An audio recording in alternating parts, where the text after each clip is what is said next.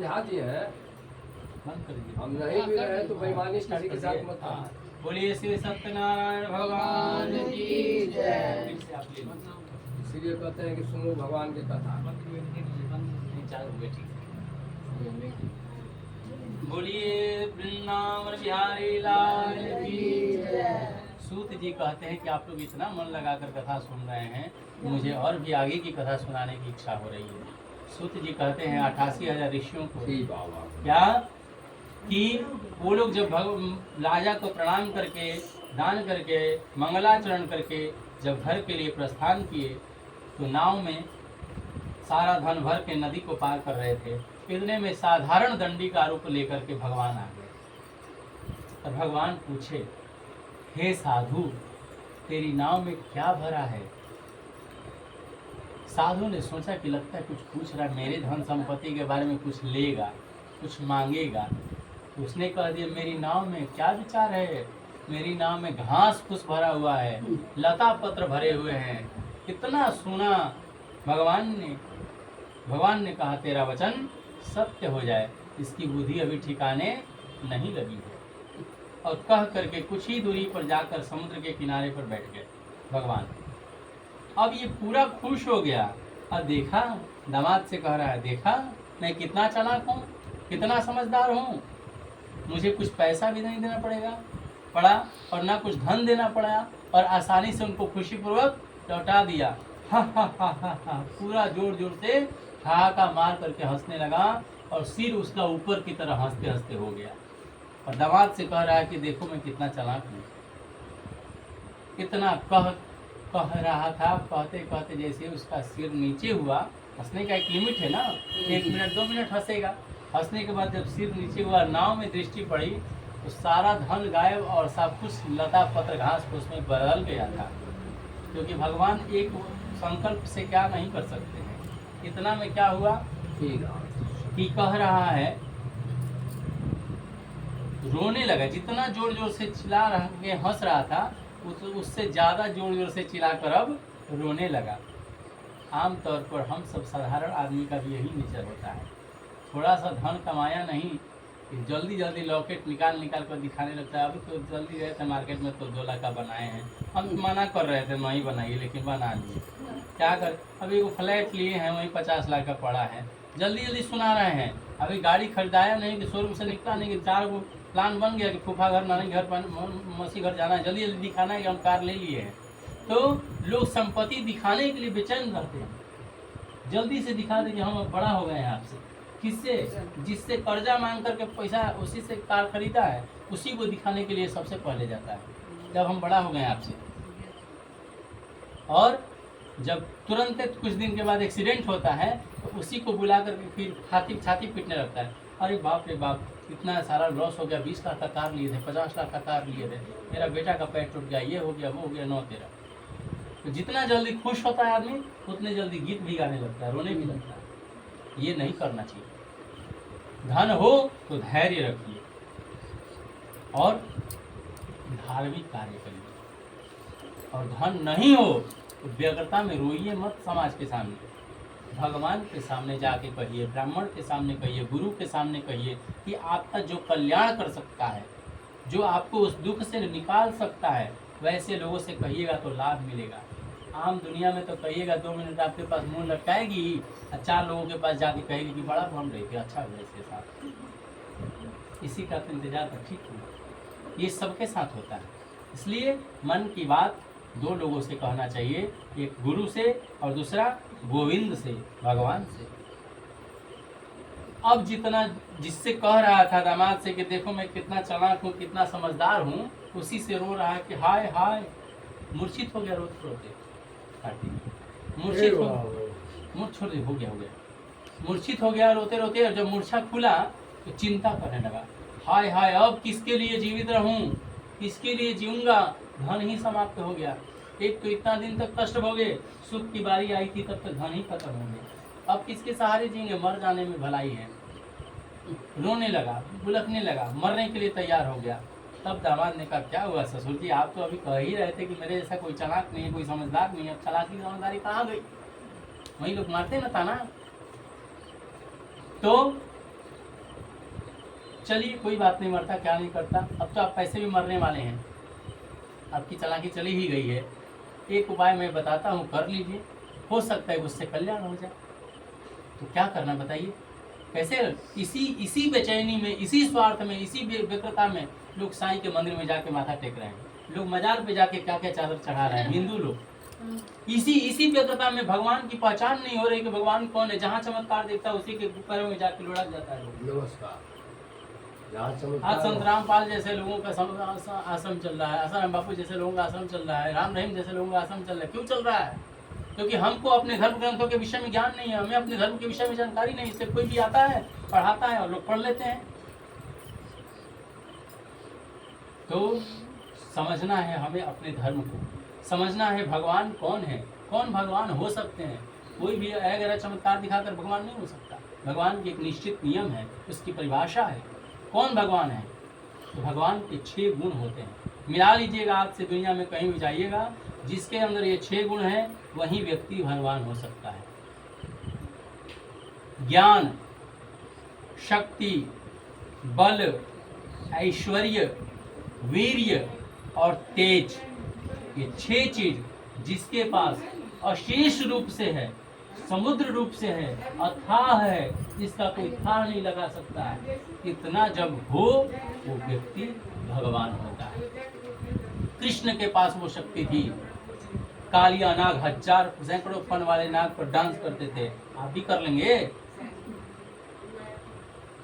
Jail खाने में जन्म हुआ था और जन्म होते ही सारे जेल खाने के दरवाजे खुल गए, सारे हाथ पैर की बेड़ियां ऑटोमेटिक खुल गई माँ बाप की। वो भगवान थे जो असंभव को संभव बनाने की क्षमता रखते हैं।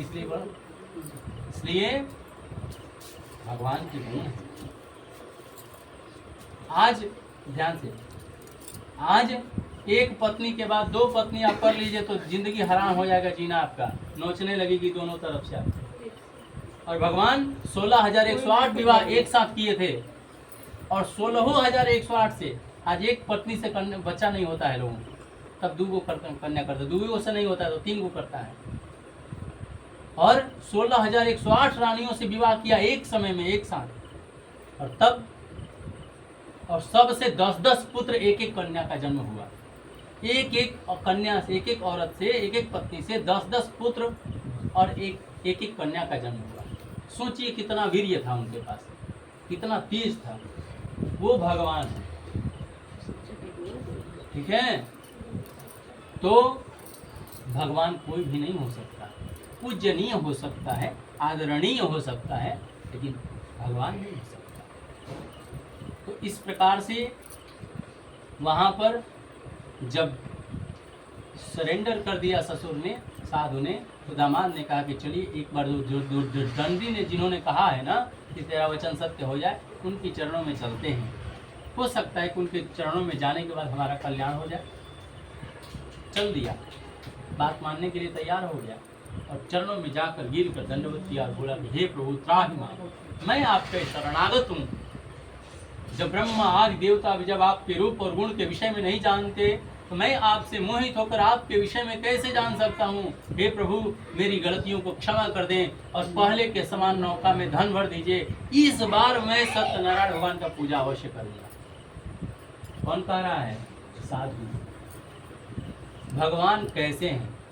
इतना गलती करने के बाद, बार बार झूठा वचन देने के बाद भी भगवान का एक व्रत है, शरणागत वत्सल कहा जाता है उनको। जो भी शरण में आ गया उसके कमियों को भगवान नहीं देखते, उसके पाप को नहीं देखते। यदि हमारे आपके पाप को देखने लगे ना तो हम उनके सामने मुंह दिखाने के लायक नहीं है, इतने पाप किए हैं। लेकिन भगवान पाप देखते ही नहीं, एक देखते हैं गुण, मेरे चरण में तो आ गया, मेरे शरण में तो आ गया, और बस उसको उठा लेते हैं। और जिसको शरण से उठा लेते हैं दुनिया का कोई व्यक्ति उसका फिर बाल बांका भी नहीं कर सकता। इसलिए नियम है, जो व्यक्ति चाचा चाची, सास ससुर, बेटा पतोह, भाव, ये सब दुनियादारी का जो भरोसा है, इस भरोसा को छोड़कर भगवान के भरोसे जो व्यक्ति हो जाता है ना, उसका कल्याण भगवान करते हैं और उसका दुनिया में कोई बिगाड़ नहीं सकता। उसकी रक्षा उस तरह से भगवान करते हैं जैसे एक माँ छोटे से शिशु की देखभाल करती है। तो बच्चा नहीं करता है कि मुझे नहाना है, मुझे खाना है, मुझे क्या करना है, लेकिन माँ समझ जाती है बच्चे को भूख लगी है, दूध कब पिलाना है, बच्चे को नहलाना कब है, बच्चे को कपड़ा कब पहनाना है। अपने फटा पुराना कुछ भी पहनती है, लेकिन बच्चे को नया नया लेकर के कहीं समाज में जाती है, नया जूता करती है। तो हर चीज़ का ख्याल माँ जिस प्रकार से रखती है ना, भगवान उस भक्त की रक्षा करते हैं। भगवान उस भक्त की हर वक्त ऐसे ख्याल रखते हैं, और उस भक्त का दुनिया में कोई कुछ बिगाड़ नहीं सकता। क्यों? ये कौन कह रहा है? हम नहीं, ये भगवान राम स्वयं कह रहे हैं। क्या? सुन मुनि तो ही कहूँ सरोषा, भजहि जे मोहि तजी सकल भरोसा, कहूँ सदा तीन के रखवारी, जिमि बालक राखई महतारी, जिमि बालक राखई महतारी। जो संसार के सभी भरोसा को छोड़कर मेरी शरण में आ जाता है, मुझको भजने लगता है, वैसे भक्त की रक्षा करना हमेशा सदा रखवाली, हमेशा हमेशा रखवाली मैं करता हूँ। और जिसकी रखवाली भगवान करते हैं उसका बाल बांका कौन कर सकता है। यहाँ छोटा सा एमएलए, एमपी, सांसद, मंत्री, मुख्यमंत्री से जो जान पहचान हो जाए, व्यक्ति अकड़ के चलने लगता है कि मेरा तो जान पहचान अब मुख्यमंत्री से होगा, कौन देखेगा, मुझे कौन बिगाड़ लेगा। जो भगवान त्रिलोकीनाथ हैं, जो मुख्यमंत्री कब उसका एक्सीडेंट अपना हो जाए, कब उसका मौत हो जाए, उसका कोई भरोसा नहीं, उस पर लोग भरोसा करते हैं। लेकिन वो भगवान जो शाश्वत हैं, सनातन हैं, उन पर लोग भरोसा नहीं करता। इस दुनिया में यही सबसे बड़ा दुख का कारण है कि भगवान जो शाश्वत है उनको छोड़कर बाकी दुनिया के सभी लोगों पर लोग भरोसा करता है कि समय आने पर बेटा रक्षा करेगा, समय आने पर बाप मदद करेंगे, समय आने पर चाची मदद करेगी। लेकिन समय आने पर सब लोग छोड़ देते हैं। अंत में बुढ़ापा आता है, तब समझ में आता है, तब तक जिंदगी में कुछ करने सोचने के लिए बचता ही नहीं। इसलिए इस चीज़ को आज और अभी समझ लीजिए कि भगवान ही शाश्वत है, वही परम रक्षक हैं, वो समर्थ हैं, बाकी सब लोग असमर्थ हैं। तब भगवान ने तुरंत उसको क्षमा कर दिया और नाव में धन भर दिया और धन को लेकर चल दिया अपने घर की ओर। अब भी इसकी बुद्धि नहीं ठीक हुई। अब भी घर पहुंचने से पहले धन की रक्षा करने वाले दूत को पहले भेज दिया, जाओ घर पर मेरी पत्नी को पहले खबर दे दो कि बहुत सारा धन और दामाद को लेकर के आपके पति आ चुके हैं। इसकी क्या जरूरत है? डायरेक्ट जाते तो भी पता चल जाता, लेकिन पहले बताने के लिए भेजा धन की रक्षा करने वाले दूत। गया दूत, संजोग से देखिए वो लीलावती क्या किया उसने, ध्यान दीजिए। लीलावती और कलावती साथ में सत्यनारायण भगवान का पूजन कर रही थी। उसी समय में जा करके दूत खबर दे दिया कि बहुत सारा धन लेकर के दामाद के साथ आपके पतिदेव साधु आ चुके हैं गांव के नजदीक। इतना सुनना था कि बस तुरंत पूजा से उठ गई लीलावती। कौन लीलावती? जो सत्यनारायण भगवान का नाम सुन करके पूजा करने के लिए तैयार हो गई थी, वो लीलावती धन का नाम सुन करके उठ करके तुरंत खड़ी हो गई और पूजा को छोड़ दी। और छोड़ी नहीं, बेटी को भी समझा रही है कि अरे बेटी, है कलावती, तुम भी झटपट व्रत को समाप्त करके जल्दी से आ जाना। कहाँ? पति को देखने के लिए। पति आ गए। अब वहां से चली गई बेचैनी में, सोची अभी नई नवेली कन्या थी, इसको पहले भेज देती जब भेजना ही था तो, कि जाओ पहले दूल्हा से तो मिल के आओ, नया नया विवाह हुआ है, बहुत दिन से अकेली थी। नहीं, अपने चली गई और वहां जाकर देखी कि पति भी साथ में है, धन भी है, दामाद भी है, सब सुरक्षित था। और बेटी को याद आई जब माँ की बात, माँ ने कहा है झटपट व्रत को समाप्त करना है। तो क्या की? झटपट व्रत को समाप्त की और खाने पीने में कौन टाइम दे, प्रसाद नहीं खाई, चरणामृत नहीं पी और दौड़ कर चली गई वहाँ देखने के लिए। जब वहाँ पहुँची तो उसके पिता नहीं थे, पति नहीं था, धन भी नहीं था, नदी में नाव डूब गई, सारा धन समाप्त हो गया। भगवान की माया से 1 मिनट में कुछ भी हो सकता है। अब सारे नाव चलाने वाले चिंता करने लगे, मैंने तो जीवन में इस तरह की घटना कभी देखी नहीं कि नाव बंदी हो किनारे पर और डूब जाए। सारे नाव चलाने वाले मलाह चिंता करने लगे। अब लीलावती जो बेचैनी में गई थी, जितनी बेचैनी में गई थी उतने बेचैनी में क्या कर रही है, अब तो मर जाने में भलाई। अब सुख की बारी आई थी, धन आया था भोगने के लिए, सुख भोगने के लिए, और सुख भोगने से पहले ही धन नष्ट हो गया। पति की पादुका मने फणाऊ माथे पर लेकर सती होने के लिए बाग में बैठने वाली थी। देव ही आकाशवाणी हुई, तेरी कन्या प्रसाद को त्याग कर पति को देखने चली गई है, इसी कारण इसका पति अदृश्य हो गया है। यदि पुनः घर पर जाकर प्रसाद को भक्षण करके आएगी तो अपने पति को निसंदेह पाएगी। आकाशवाणी को सुनकर कन्या कलावती दौड़ती हुई घर पर गई, प्रसाद को खाया, जल पीकर जब यहाँ आई तो अपने पति को सुरक्षित पाया, पिता को पाया, धन संपत्ति भी सुरक्षित हो गया, क्योंकि वो तो माया से भगवान ने छिपा दिया था। अब पिता के पास जाकर कलावती कहती है, पिताजी बहुत देर हो गई है, अब तो घर चलिए।